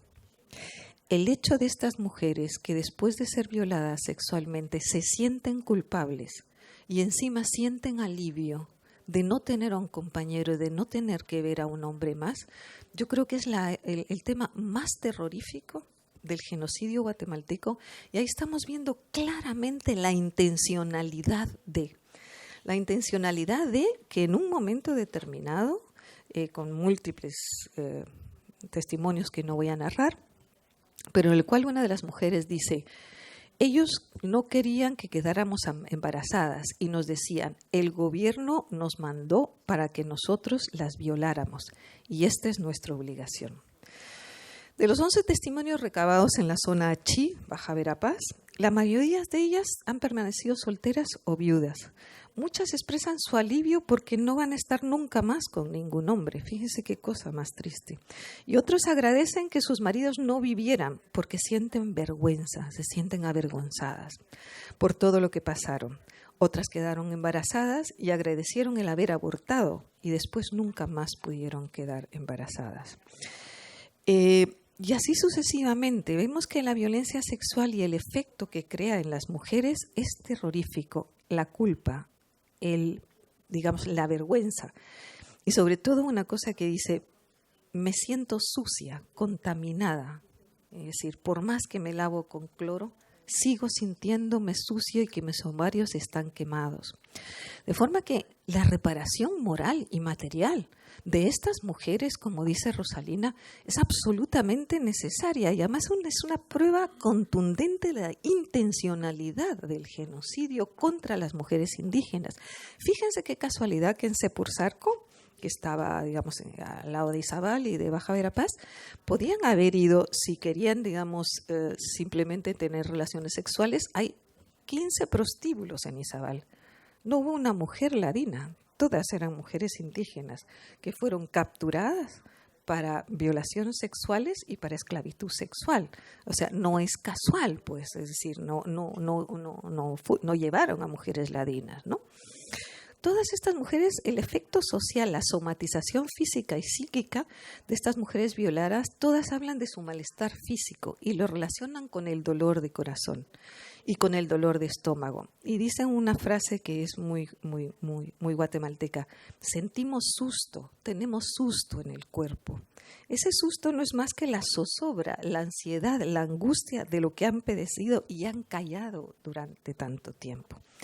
Pero en este sentido, para mí ha sido la cosa más sorprendente y más impresionante y por eso agradezco tanto a Rosalina que haya traído este tema y que haya luchado como ha luchado por todas las mujeres guatemaltecas, especialmente por las mujeres indígenas. Y el tema es que no se cansan de luchar, no se cansan de pedir justicia, resisten, pero han resistido históricamente, esto no es nuevo. Los mecanismos de resistencia del pueblo indígena o de los pueblos indígenas es histórico. Resistencia en su cultura, resistencia en su idioma, resistencia en sus trajes, resistencia en la soberanía de su territorio, resistencia en el medio ambiente. Es decir, ha sido un pueblo resistente, por eso es que sigue estando ahí. Pero es curioso porque desde el punto de vista de un historiador, si uno lee los legajos, aquí hay una gran amiga, Wendy Kramer, se ha dado cuenta que la resistencia al territorio y a la soberanía de su territorio es una cosa histórica. Pelearon con los documentos, digamos, del siglo XVI y con los juicios de residencia por mantener sus tierras. En el liberalismo pelearon con las armas del liberalismo por mantener sus comunidades, sus ayuntamientos mixtos para no perder sus tierras comunales. Siguieron peleando en el 54 y siguen peleando porque se haga justicia y que tengan dignidad. De forma que yo creo que la resistencia de las mujeres y el ejemplo que han dado las mujeres indígenas en este juicio o en estos juicios y que lo van a seguir dando es un elemento constante de la importancia que digamos que tenemos como guatemaltecos y guatemaltecas de acompañar este proceso. Por eso nosotros, yo creo que nuestra única labor es acompañar este proceso hasta el final. Bueno, yo quiero terminar con una consideración digamos hacia el Estado guatemalteco, en el sentido de que tenemos que seguir luchando porque se juzgue todos estos crímenes de lesa humanidad, pero como un genocidio, porque el Estado guatemalteco, la cúpula militar y las élites de poder y las oligarquías demostraron su intención de infligir lesiones graves contra la integridad física o mental de los miembros de un grupo étnico con el objetivo de destruir total o parcialmente las comunidades mayas, tanto de Rabinal como de Verapaz como el área Ixil.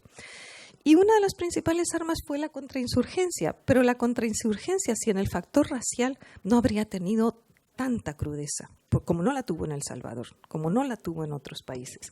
En ese sentido, yo creo que una de las principales armas de la contrainsurgencia fue utilizar el asesinato de mujeres, niños y ancianas y la violación masiva y pública, así como la esclavitud sexual de las mujeres mayas, achís, kekchís e ixiles. El Estado guatemalteco y los altos mandos y la oligarquía cometieron delitos de genocidio y crímenes de deberes contra la humanidad, como el feminicidio, como agravante, al aplicar medidas destinadas a impedir los nacimientos de los niños del grupo maya, Achí, Kekchí y Ixil, y la violación sistemática y someterlas a esclavitud. El Estado guatemalteco, el Estado racista guatemalteco, buscó causar lesiones graves a la integridad física y moral de los miembros de los grupos Maya, Achí, Kekchí y Ixil, al aplicar medidas de extrema crueldad. Pero lo que me parece más impresionante es que hubo una protocolización de la violencia. Si uno analiza los abusos sexuales del área Ixil, del área Kekchí y del área Achí, nos damos cuenta que hay una protocolización de la violencia, que si bien hay pasos específicamente establecidos, las mujeres son son tomadas porque casualmente pasaban por el río o iban por allí o tenían un enemigo o les gustaba la niña. No había ninguna otra razón. Es decir, no fue, en algunos casos sí, porque era hijo de guerrillero o creían que estaba en la guerrilla, pero normalmente fue una cosa al azar. Yo me pienso como guatemalteca si hubieran cogido a mi hija simplemente porque iba a traer agua al río. Es decir, ¿cómo es posible que esta arbitrariedad se pueda permitir?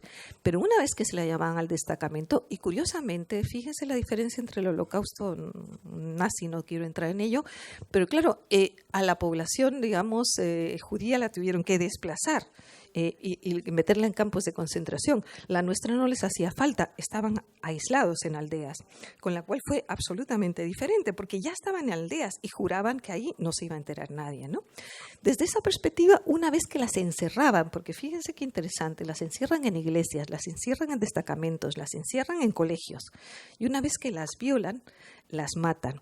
Y si las dejan vivas, hay un proceso realmente, y en casi todos ellos, que empieza con la tropa, sigue con los patrulleros, sigue con los, no me acuerdo cómo se llama, otros perpetradores, y una vez que las han violado todos ellos, las mandan a lavar, las desinfectan y se la llevan a los capitanes.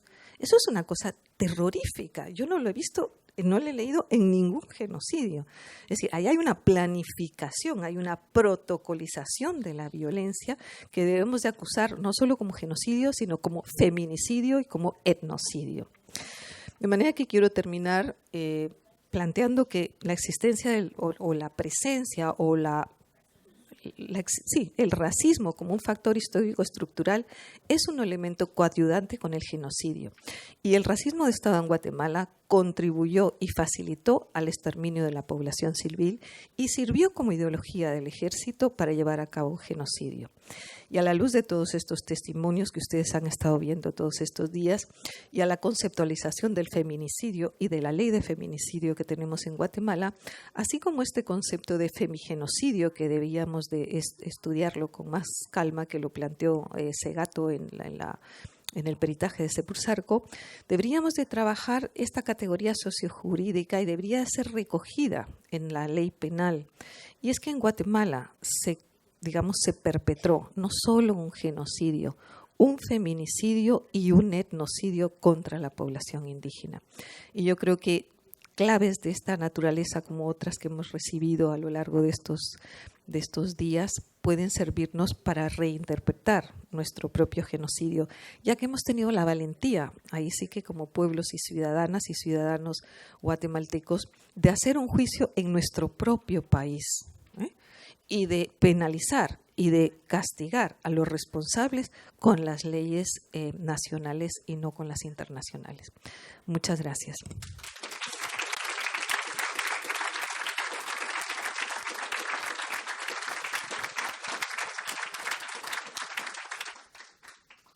Marta, thank you so very much for your presentation and particularly bringing your expertise to bear and enlightening us on the nature of the sexual violence in Guatemala, the femicide, the racism of the state, and how genocide was used as an instrument to affect these other aims.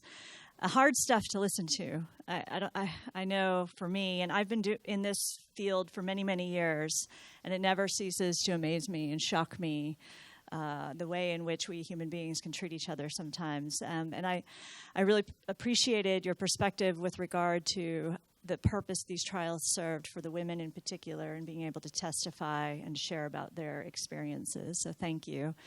At this point, I would like to open up our panel discussion to the rest of you for some Q&A. I understand that some of you have been participating in many of the panels here in the conference, and we're looking forward to your comments. And then those of you who are generally here just dropping in on this particular panel because of the topic and it's of interest to you. We're looking forward to those questions. And I also invite questions, obviously, from panelists to each other in the midst of this conversation. So we have, we're at about almost 3:30, so we have about a good half hour here for conversation.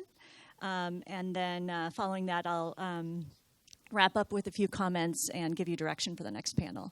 So for taking questions, if you could just raise your hand and I will give you the floor. Yes, this gentleman here.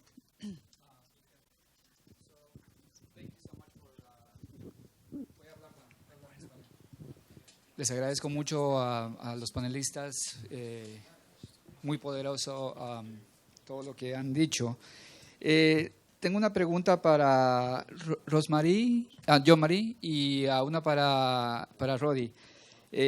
¿Podrías hablar más sobre la redefinición del concepto de genocidio en la que estás pensando? Sé que lo estás asociando con el capitalismo y me pregunto qué implicaciones tendría esa redefinición en relación a otros términos como feminicidio, ecocidio, etnocidio, etc.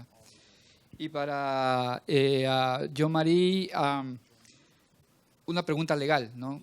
¿Qué pasa con el caso de Ríos Montt, si él muere o si algunas de las víctimas mueren? ¿Nos podrías aclarar un poco de eso?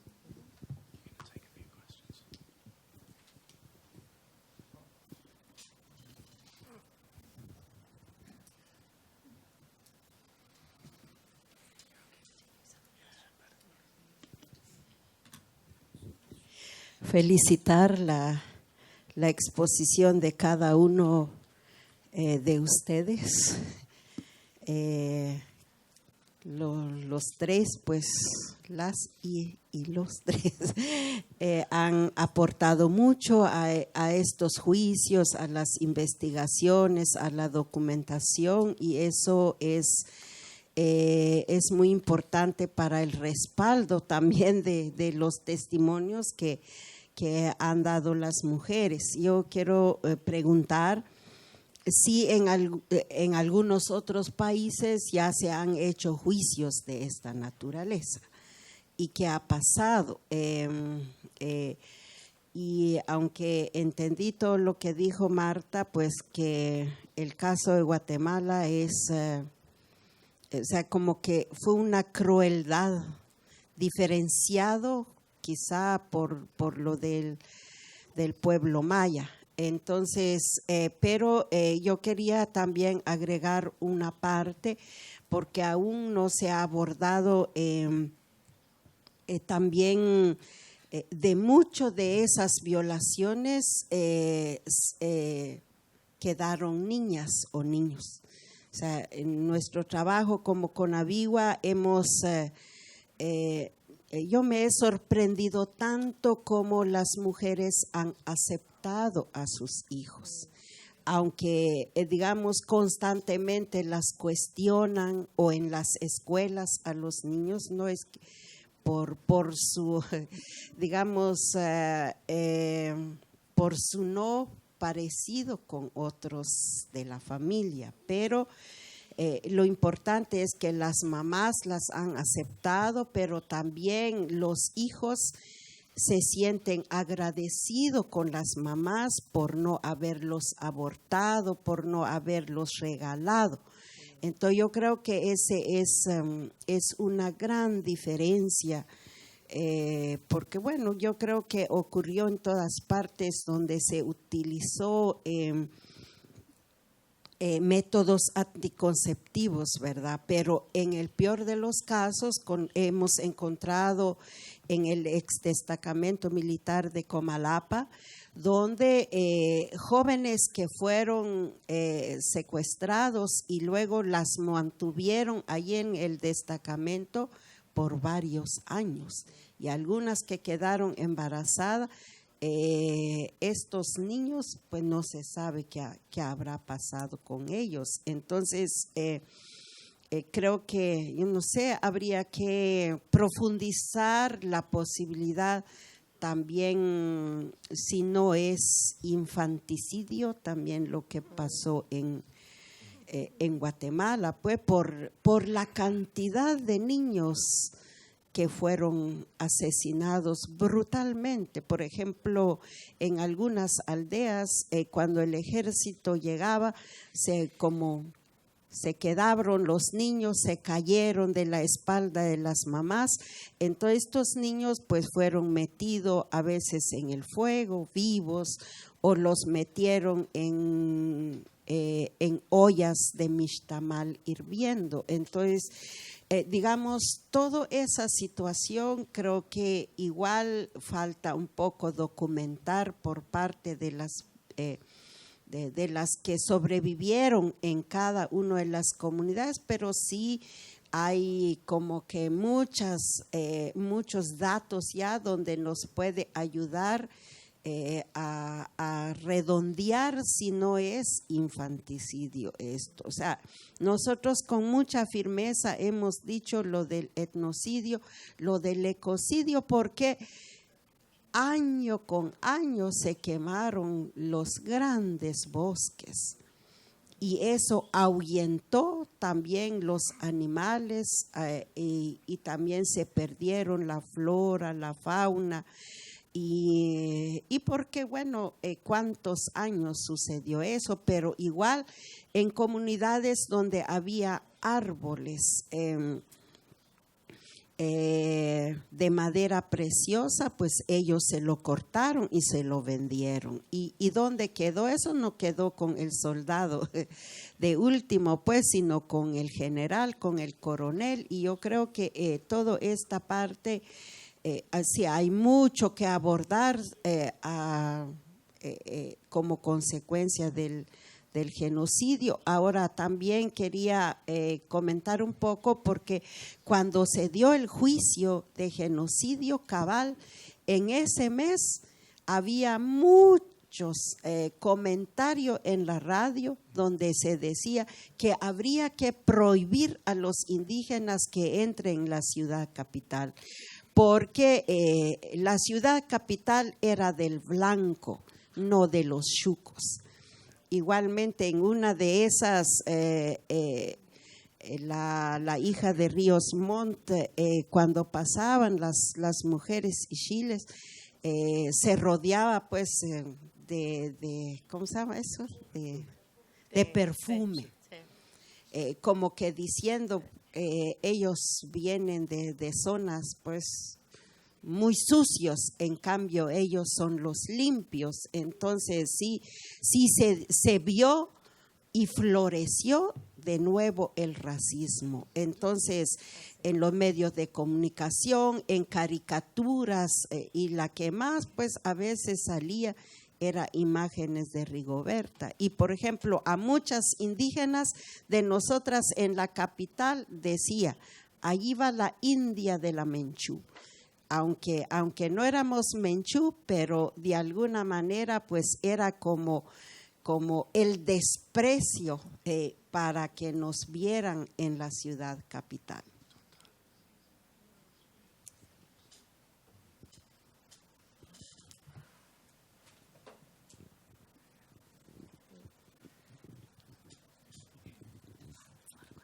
Muchas gracias por los testimonios que nos han dado con mucha riqueza.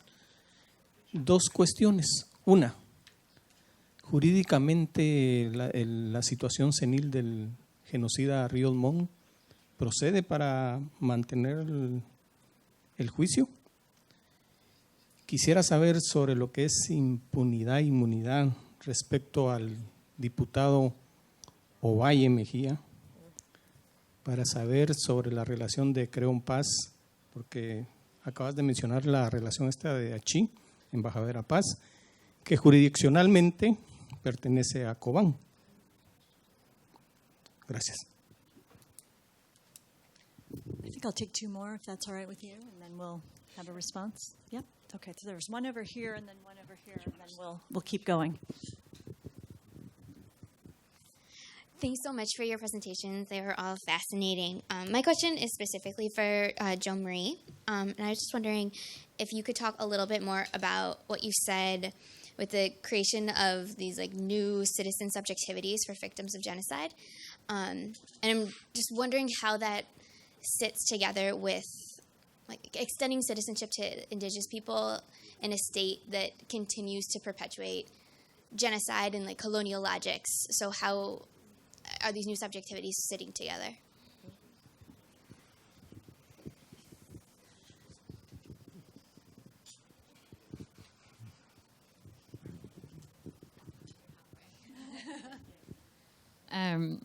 a kind of comment and 2 questions. First, thank you guys so much for really interesting and well-curated papers. I'm also really, really interested in the idea that the genocide trial is not something that merely happens in the courts. I'm going to talk about that more later, so I'll be brief on that. But I'd love to hear more from you guys in that respect.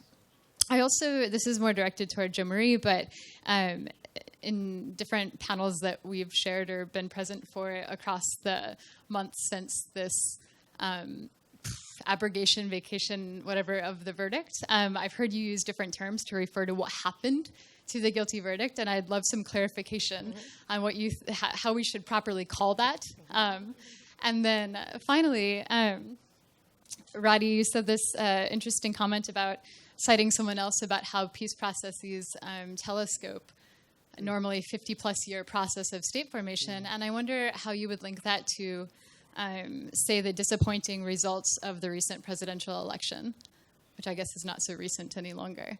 In Guatemala. In Guatemala, sí. Yeah, we have to wait another month and a half, for our own disappointing election results. So those are my questions. Thanks.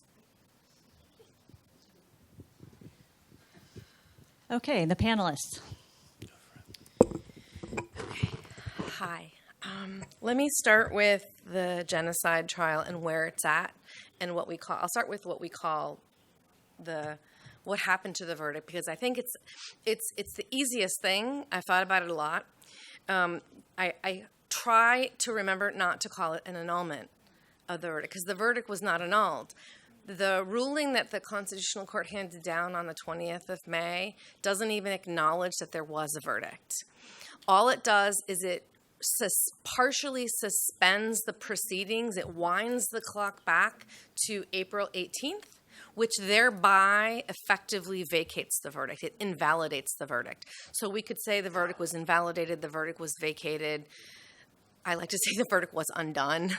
That Wally Lamb novel, kind of poetic, I guess. But so I try not to call it the annulment. And I think it's also important to remember, and I document this in my article, in the Journal of Genocide Research article that I referred to earlier, that it was a split decision. 3 of the 5 Constitutional Court judges voted to effectively vacate the verdict.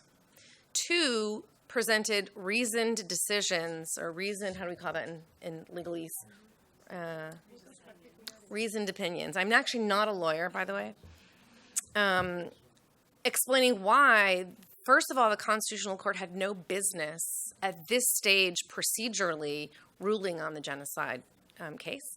And secondly, why the decision, the majority decision, was not valid. And they're both well worth reading because they explain it far better than I can, and in a very logical way. Where is the genocide case now? So there was an effort to restart the genocide trial in January of 2015. That failed. That was the time when he was called into the courtroom, and he came in on a stretcher, and it was a big display, and they successfully recused one of the judges, and that led to the proceedings to be dropped for the time being. It was tried to start again in August of 2015, and then again in January 2016, and then finally in March of 2016, the proceedings actually began totally behind closed doors, which was very disturbing to all of us involved. Why? Ríos Montt was determined to have dementia, therefore special proceedings could apply to him, which meant behind-door proceedings. But that's not the case for Rodriguez Sanchez. So the plaintiffs argued that Rodriguez Sanchez needed to be prosecuted in a separate hearing. That didn't happen. The proceedings actually went on for several weeks until finally an appeal went through, and the Constitutional Court, I think it was, decided that this should not be happening, and they again suspended the proceedings. So back again to point 0, and now they've effectively determined that the case should be split into 2. So in theory, Ríos Montt will be prosecuted in one hearing, and Rodriguez, that's closed, and Rodriguez Sanchez in a separate one that will be open. Yeah. I don't care if I'm videotaped. Because if you don't want to be videotaped. I don't. Okay. ¿Ya no querés ser video grabado?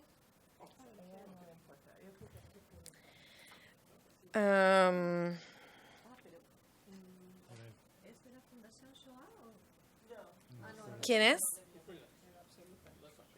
Oh, entonces lo apagamos. O sea, pues que se apaga. Okay, fine.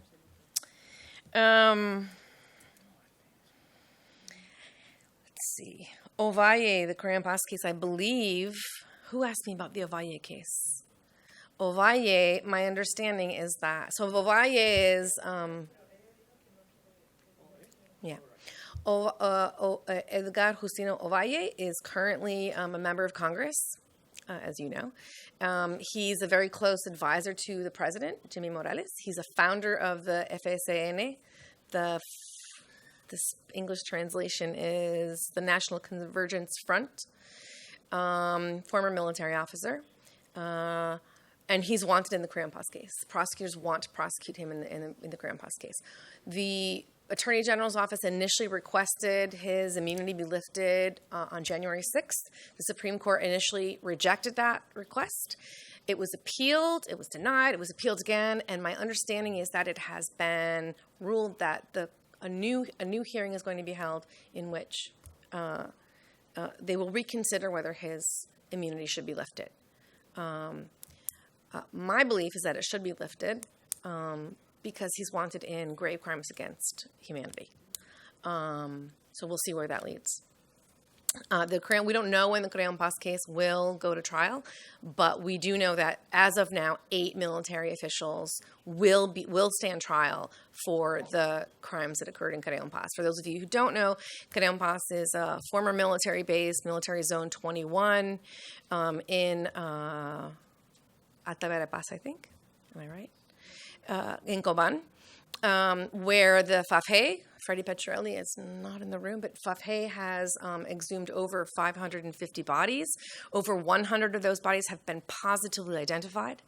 And so the prosecutors have brought charges against high-ranking military officers during the years in which individuals have been identified as having been disappeared, tortured, and found in the military base of what is now called Crayon-Paz.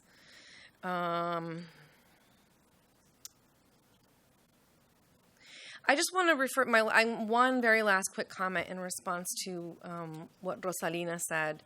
And she asked, had there been other trials like this in other cases? And there have. I mean, that was one of the points of what I was going to talk about in this case was the push in Latin America for domestic prosecutions, which is, it's not unique, but it's much more advanced in Latin America than anywhere else.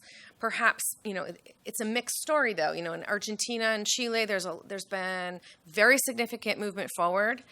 In Peru, there's been some success, but also a lot of steps backward. But other cases where there's been nothing. El Salvador, only until recently the amnesty law was still in place. Brazil, nothing. Amnesty law is actually still in place there. So it's a mixed bag in Latin America. And then Rosalina's other comment about the cruelty that was evidenced in the Guatemalan case. I mean, I think we see levels of cruelty in state terrorism throughout Latin America. But I also have to agree with you that in Guatemala and perhaps also in Peru, where you also have a large indigenous population that is the primary victim of state terrorism, also insurgent violence in the Peruvian case as well.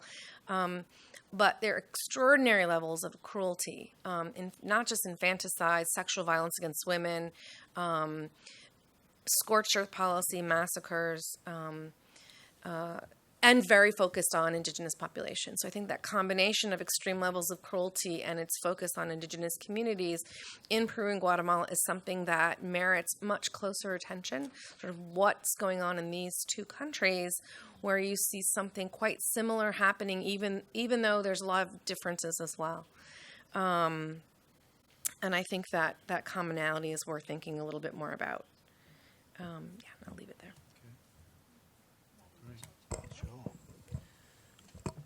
Okay, thanks for the questions. So I guess what I want to start with is, look, I think that the last 3 years since the Montt verdict and anti-verdict, let's say, are actually far more important than I think at least I've been giving them credit for, right? I mean, I think these are extraordinary moments, and they're not important only because, as I think many of us first thought, it was about a battle against impunity, right? It was about resolving the issues of the past. It was about engaging with what happened during the genocide. I think more than that, I think it's also, and it's a point that I made in my talk and a point I address in the book, is that it's also because we're looking at the construction of the future. I mean, I think it's about writing indigenous people in or out of history and the impact that has, of course, ultimately on national identity, on the nation state, on questions of public policy, on questions of quotas or not, all of those issues that I'll come back to in a moment. So I think it's really important, and I think, you know, it's important to take a balanced approach, which is what I think I was arguing, is that on the one hand, yes, new subjectivity, of course, empowerment, of course, emboldening of the justice system, absolutely. A moral victory. I mean, look, I worked with Cagliacci for 5 years. I'm not going to cut my own feet off, or maybe. But of course it was a moral victory. There's no doubt about it. Pancho says that all the time, and a lot of the survivors and the witnesses say that.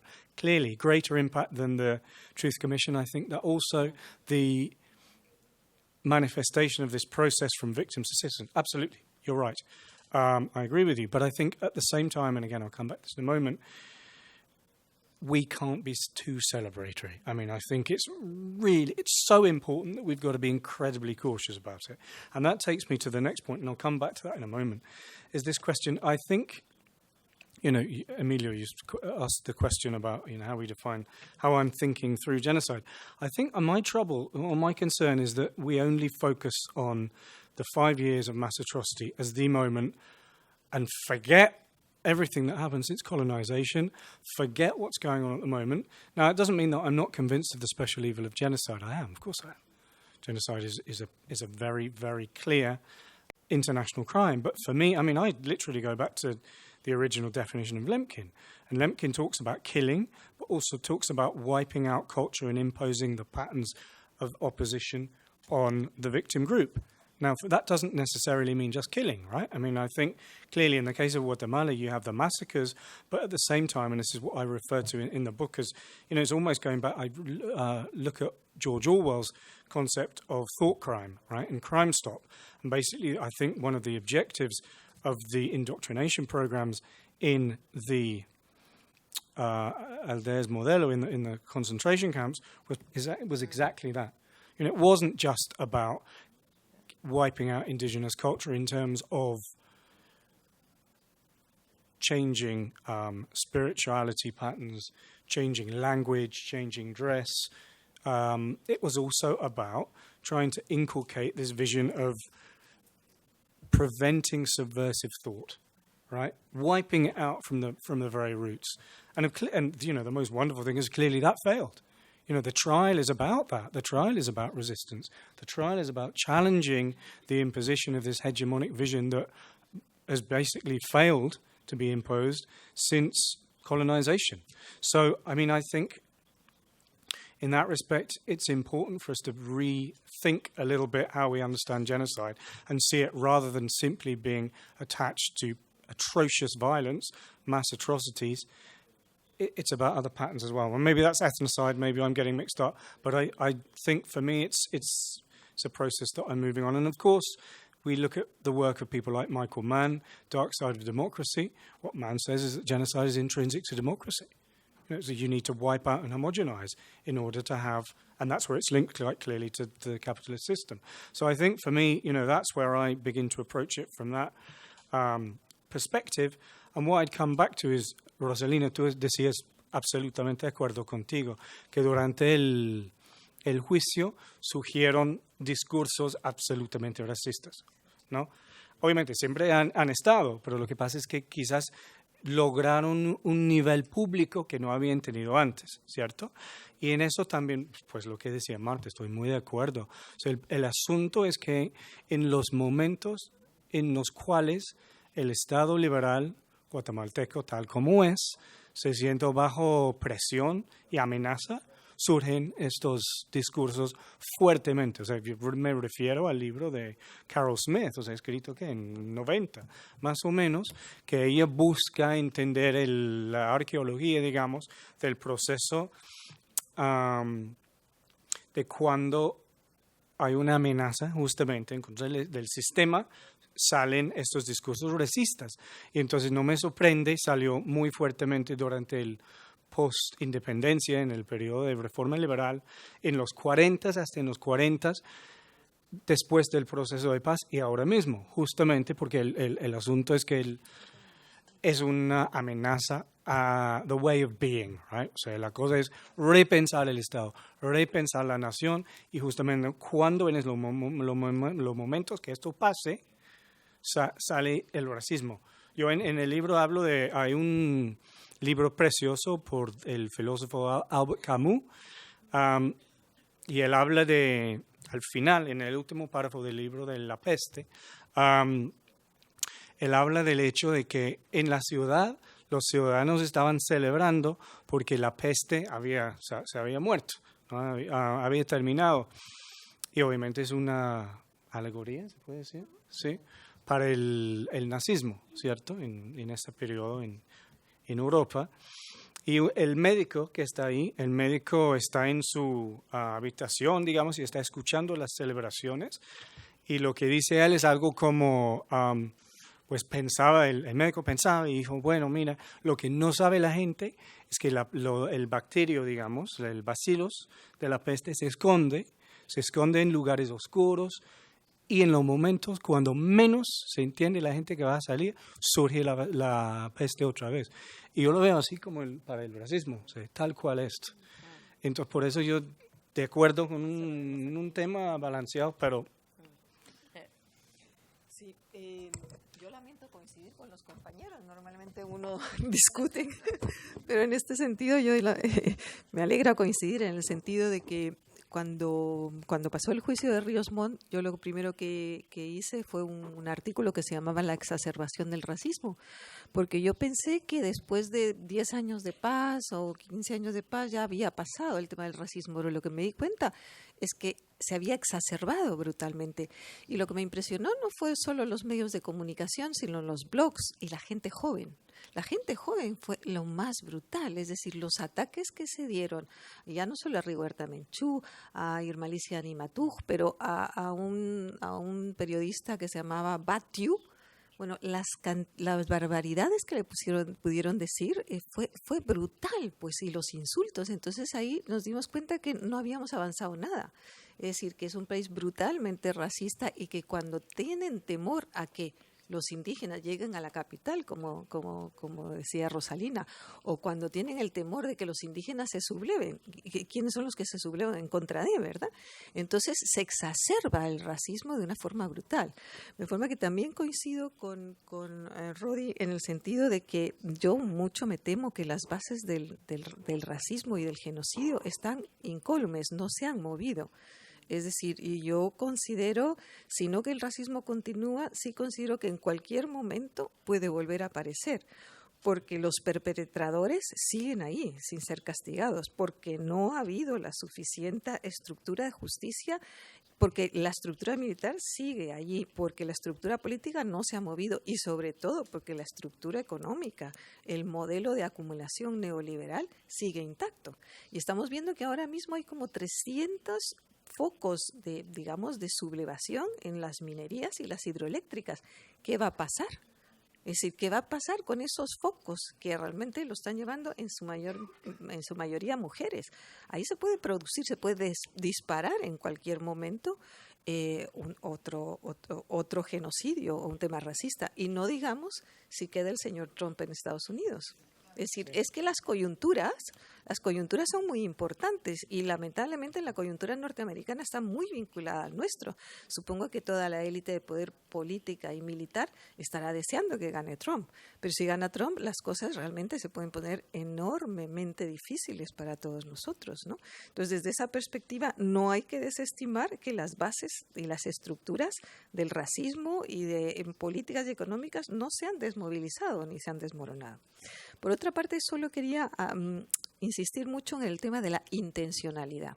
Yo creo que uno de los elementos más importantes, que además es difícil de plantear, es la intencionalidad del racismo. La ley guatemalteca no habla de intencionalidad, sino el propósito de. Y el propósito de es más fácil, probar un propósito que probar una intención.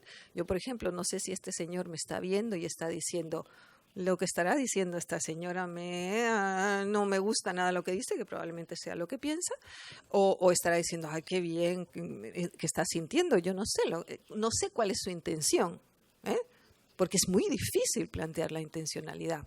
El propósito es más fácil, es decir, tiene como pasos.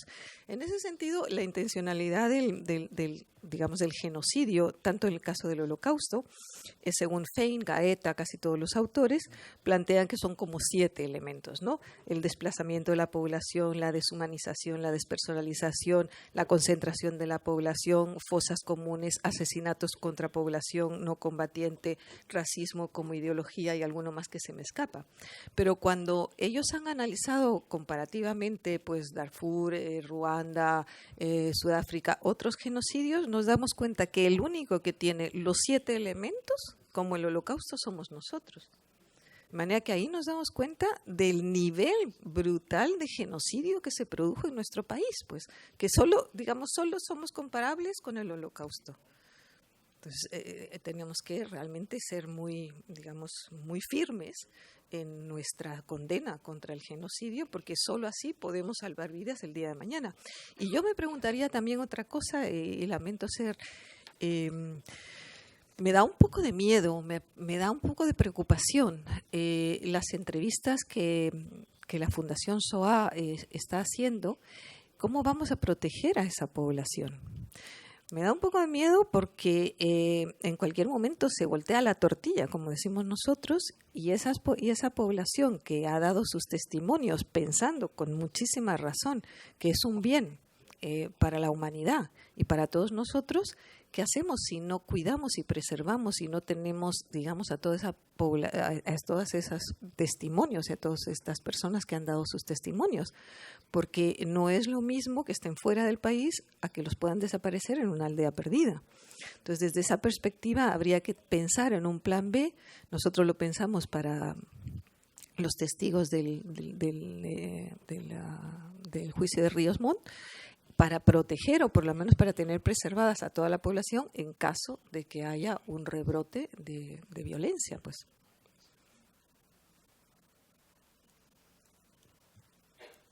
Okay, so I am so sorry we can't continue this conversation. There's been really important questions that have been raised, answers given, and there's a million more questions, I'm sure, from the audience. But unfortunately, we've reached 4 o'clock, and I'm supposed to let you go now for a break before the next session, which starts at 4:15.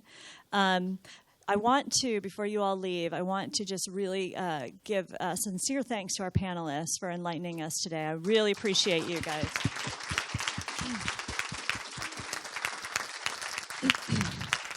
Thank you for sharing with us your expertise. I want to thank all of you for coming and participating with your questions. I'm sorry we couldn't get to all of them. I wish we had a longer period of time to discuss. And I want to thank the Shoah Foundation. I want to thank Wolf and the Center for Advanced Genocide Research for hosting this conference and this panel. Thank you.